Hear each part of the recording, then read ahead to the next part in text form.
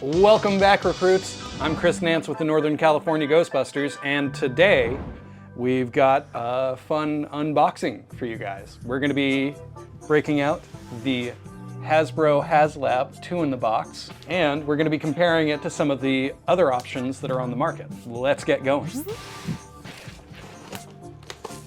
There it goes.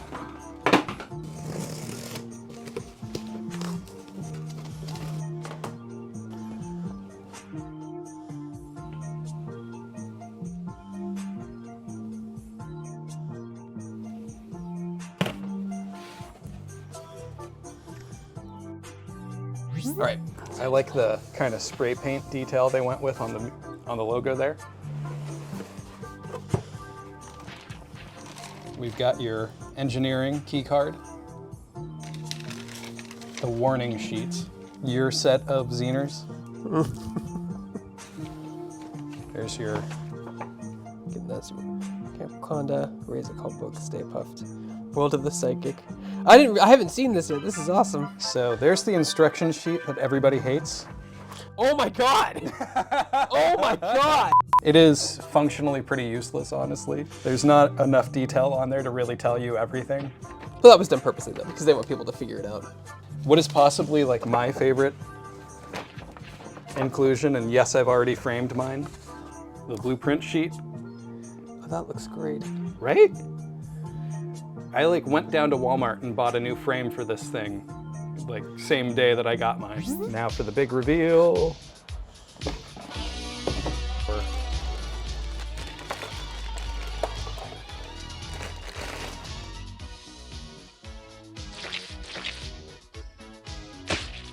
And there's your battery compartment there on the bottom.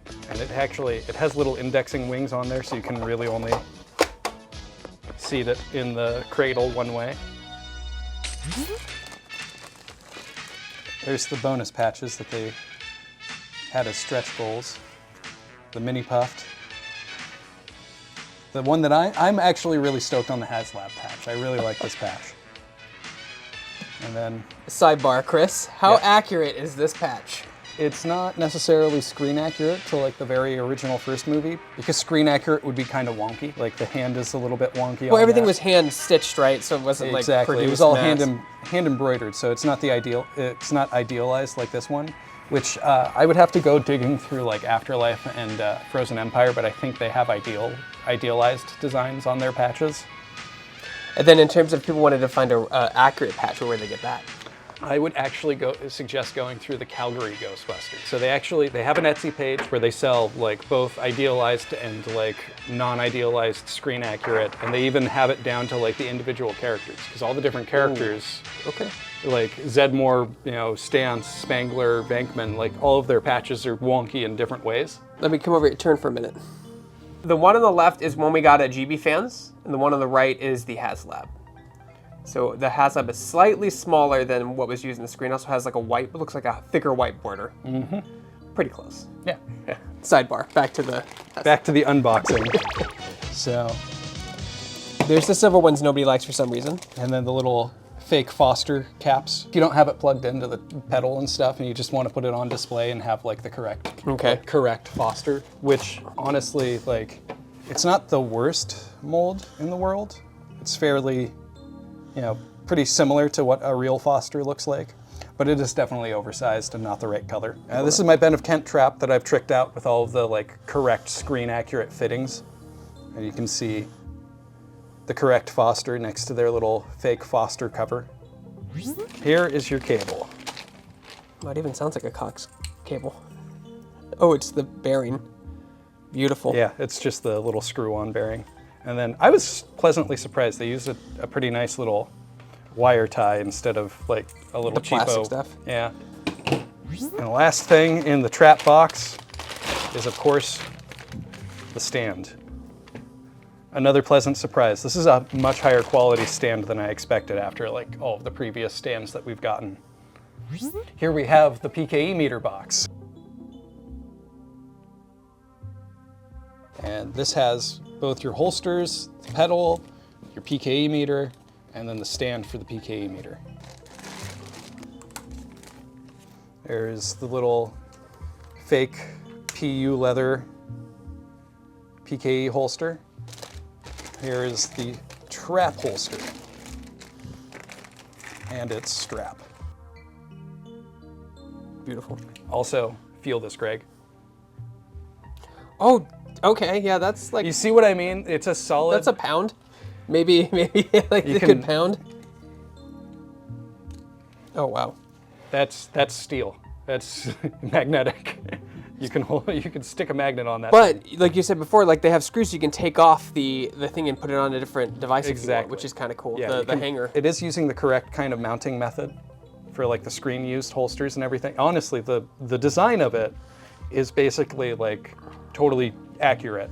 The V-hook block is a little bit different, like a different shape than the like screen used V-hooks. For the most part, it is more or less accurate. It's just that it's steel. It's heavy. So it's heavy, which is exactly why like one of the very first things that I did with mine is the very first mod that I did to mine was just to take this block off of this holster and put it on my holster, which is aluminum backed rather than steel backed, which makes it considerably lighter. And then also just real leather. The belt loop cuts on the HasLab holster are a little bit bigger. We've got the stand for the PKE meter. And here we have the little fake grate that inserts into the inside of the trap, which we can't open right now because it doesn't have any batteries in it. So that'll have to wait a second. The pedal. And the pedal. Which is honestly, especially for the price point that we got all of this at, this is not bad at all. It is not the most supremely accurate, but it is not bad at all. One thing that you'll notice is both the bottom of the pedal and the bottom of the PKE meter have this open threaded hole.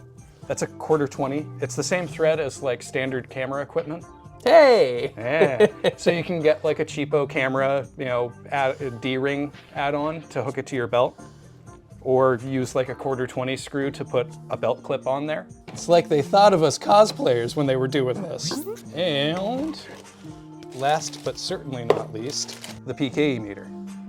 No, that is a chunky boy. It is a chunky boy. Oh Lord, he's thick. He's thick with thick. 2 C's. He's thick. Now, let's get this table cleaned up a little bit and we'll get you some comparison videos. Another cool little detail on the trap itself is all of these face plates on the sides and on the front of the cartridge are steel plates. I'm gonna go ahead and throw batteries into stuff. You have to take the cartridge out and your battery compartment is on the bottom of the cartridge. If you hit that switch forward towards the front, that's just sound and lights on. If you hit it towards the back, that's sound, lights, and the rumble motor. There is a hidden button. I don't know how well you can get it on camera, but there's a little hidden button underneath the handle here. So one tap puts it into service mode. We can throw our little drop-in grate in there. 2 taps actually activates whatever your animation setup mode is. Another thing to note about the trap is that little black dot right there, that's an IR sensor. It interacts with the PKE. Now to put some batteries in the PKE. Right on the back of the handle, you get the release strap caught under there to make your life a little bit easier down the line, Greg. So 2 on one side, 1 on the other. And then we've got the 1/4-20 thread there, and then your switch. So obviously O or 0 is off. 1 is gonna be your EMF mode.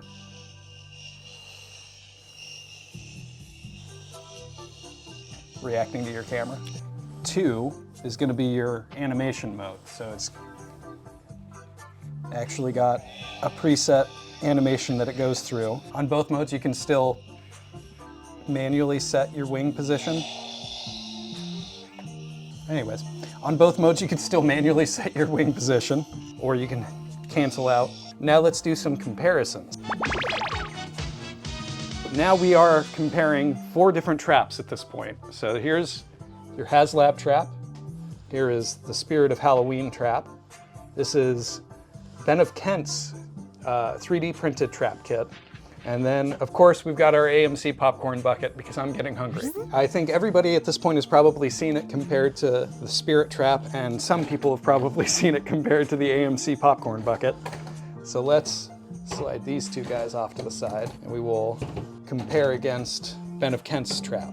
This is BenOfKent's fully 3D printed trap kit. It did not come as a single piece. I had to assemble everything myself. You can get it from BenOfKent both through Etsy and through his personal web shop. It comes in a bunch of pieces, and it comes as more or less a static prop. There are no real lights or sounds or extra features to it other than looking pretty approximately accurate. You have a lot of options when you're assembling something like this too.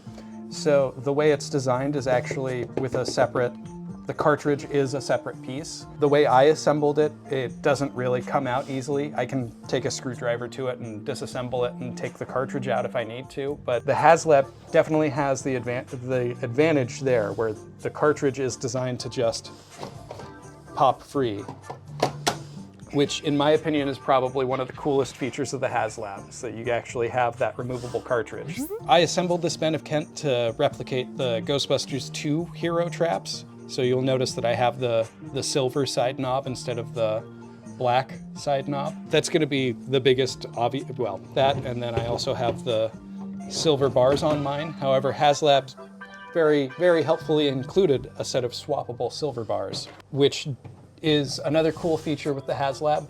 Those change the different ghost options when you swap those from the red bars. Whatever ghost you have selected for ghost mode, as they call it, it'll actually change your different options on the dial. Now, I want to mention that I know people weren't fan of the paint job, but it's gotten better than from the HasLab Proton pack. It actually looks like they use a brush now instead of a marker. It's still obviously painted on after the fact, but they're getting better at that weathering. That weathering looks much better than it did on the HasLab patch, which someone took a Sharpie and just squiggled. So I believe, and I haven't done any direct research on this yet, so I know that BenOfKent's trap kits are kind of a hybrid between, it's a hybrid of details between Ghostbusters 1 and 2 to kind of give you the option to kit it out either way. The HasLab traps are absolutely more screen accurate though in terms of sizing and dimensions. And you can kind of see when they're directly beside each other.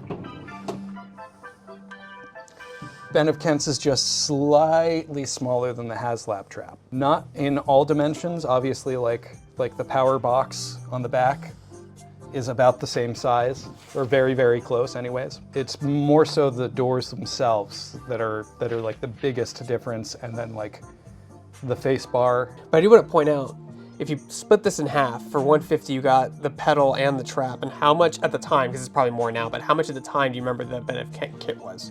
The unassembled kit for this trap, I believe, was around 200, 150, 200, something like that. And that doesn't include all of the parts that I have on this one. The side knobs and stuff, like those are parts that I added myself because the ones that came with the BenOfKent kit are 3D printed. Ben's kit does come with just about everything that you see here.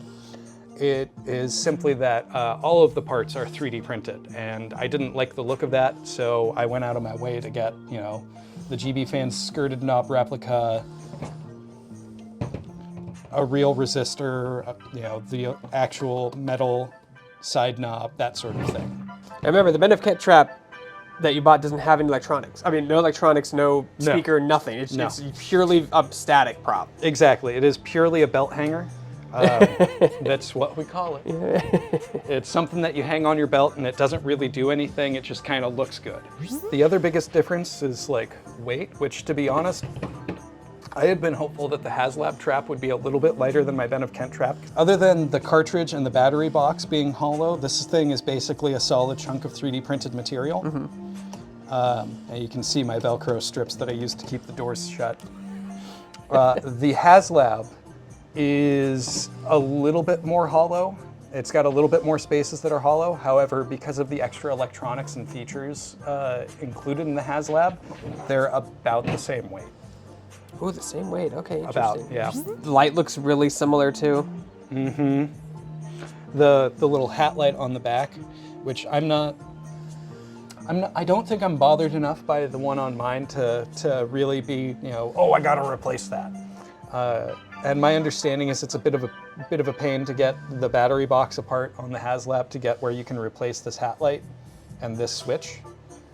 So we'll see if it's something that I end up doing to mine, but I might. So now, get Ben's trap out of the way here. We're gonna compare it to the Spirit Trap. So mine has been modded. It's basically just been Repainted, right? not repainted, just scuffed up. Really, Yeah.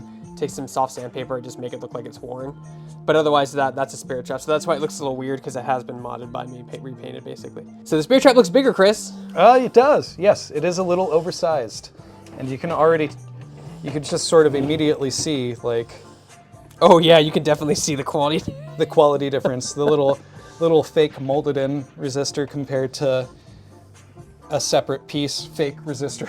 Even the side knob is not really super accurate on the Spirit Trap, especially compared to that.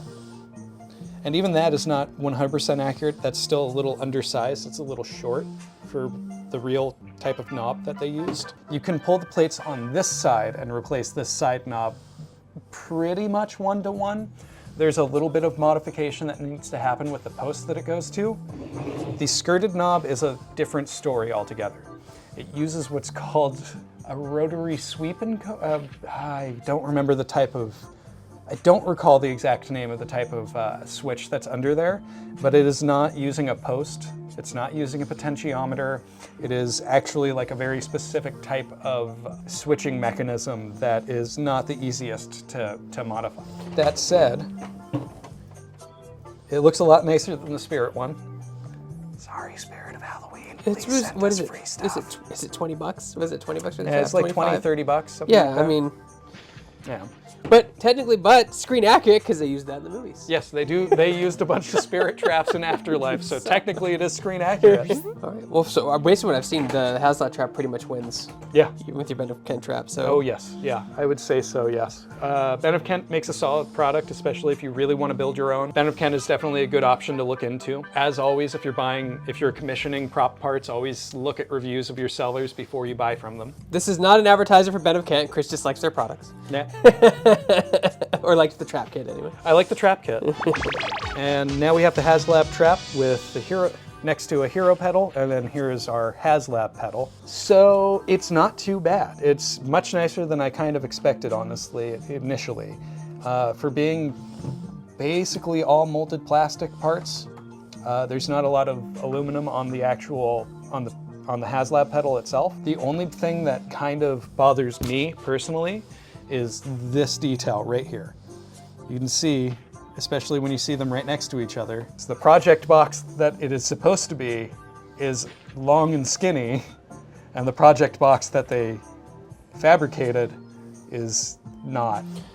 Now, is that because it was bigger in Afterlife, or is that just something they just did in? You know, I am unsure of that. It could be that it was bigger on the pedal in Afterlife and Frozen Empire. Now I noticed that the hat box light is a little different. Yours looks a little nicer, more industry standard. Yeah, so that is a real light lens as opposed to like this molded one that they made. And of course the ITT relay on the side here. That's a real one, right? That's a real one. The only thing different is that I put the correct danger label on top of it. And then this one is the replica. And then this is the replica. That's not too bad, honestly. It actually looks really good. I'm pleasantly surprised with it. You can see there are some dimensional differences, really. And the biggest thing is with the HasLab pedal, though, is that it comes with this little extra plate on the side here. So you can unscrew your ITT relay from the top of the box and put it on the side of the box as it's mounted in Afterlife. Now, I asked you this off camera, but now can you take a real ITT relay and just swap it out? Not directly. So unfortunately, the base of a real ITT relay is just a little bit too fat for the slot on the HasLab pedals. Otherwise, the screw positions are correct or close enough that you could fit it. You would just have to take something like a step bit and open up the hole a little bit. Okay, so just drill a big hole through it. Yeah, put a big hole in it. Yeah, other than super small differences like the Hatbox light, the relay, and the box size, which might even be the correct box size based on Afterlife or Frozen Empire, they're hard to tell apart, honestly. Let's compare the PKEs then. On the right, we have the HasLab PKE, and on the left, we have the Spirit of Halloween PKE. Now this has been very, very, very slightly modified and definitely seen some better days, but it's still a pretty good representative of the Spirit PKE. Well, that's the Spirit. It's loud. It's not accurate, right? It has the hole in the back. Yeah, the hole from where I took the belt clip off. Belt clip off. Yeah. So that's the Spirit PKE. You can tell just from the wing motors and everything. It's not the best. It's $20, I think. Yeah, it's like 25 bucks. Yeah, it's like nothing. It's like, yeah. Yeah, they're fairly cheap though, and if it's something that's just gonna live in a holster on your belt, it's not bad. This one does seem bigger. Yes, it is much chunkier. It is, as Greg and I were joking off camera earlier, this is a thick boy. Yeah. Big, thick, chunky boy. We don't know the exact dimensions. I do know that the PKE in Afterlife is bigger than the one in 84 and 89, but I don't know if it's this much bigger. I think we're talking about breaking out measurements you'd have to do in a photo. Yeah, yeah. They are scanned after the prop, but that said, it is probably a little bit wider, but not as wide as people are claiming it is. Yes. I still think the one is pretty chunky in Afterlife because you never get a good look at it from like a perfect side angle. We do have some reference in the community for that. The biggest obvious difference is like, you know, the size of the body and the handle. The Afterlife PKE though and the HasLab PKE are definitely much thicker in general because they had to pack in the extra features that they added. Because, as you can tell from our red switch cover, you've got taser mode. So important to note, if you have one and haven't looked at the instructions at all, or you are thinking about getting one aftermarket, you deploy the taser mode, you want to put it back. Oh, there we go. Because I deployed it without the bat being on. Yeah, so. One wing at a time. Yeah. I don't want to damage the motor. No, the one thing that was kind of just a little disappointing was the trigger on the back. Yes, the trigger. It's not an actual switch. Yeah, it's a little plastic molded peg thing. And I don't even know if you can put a switch back there because it's pressure, it's not a switch. You actually push it in, it's a button. Yeah. Rather than a switch. So. Yeah, it's not a mechanical switch. Or it is a mechanical switch, not an electrical switch of some sort. Unfortunately. So that would be my only criticism of this thing, honestly. I think it's a really good thing. Like, it's not as intricate as the trap, right? It's more simplistic, less things going on. Yeah, the EIF meter doesn't work perfectly, but it was like kind of EMF, yeah. Yeah, it was EMF. It was a gimmick, and that's fine. It's honestly probably my favorite thing about the HasLab PKE, though. Like, I love that EMF, that they included an EMF meter, even if it's a little bit slow to respond. I really love that they included that feature because it kind of gives you something to play with at conventions and events and that sort of thing. And obviously everybody's got a phone in their pocket with a battery. There's all kinds of cameras and electronics happening at conventions. So you're not going to be without anything to kind of trigger the EMF meter in your PKE. All right, and that is our unboxing and comparison of the HasLab 2 in the box. If you liked that video, please hit like, subscribe, all of that good stuff. You can find Greg and I both on pretty much all social media, including Blue Sky. And if you are someone who produces mods for any of these, please feel free to reach out to us. We would love to feature you on the channel and show off how to install your mods. I'm Chris Nance with the Northern California Ghostbusters, and we'll see you next time, recruits. Well, that wasn't such a chore, now was it?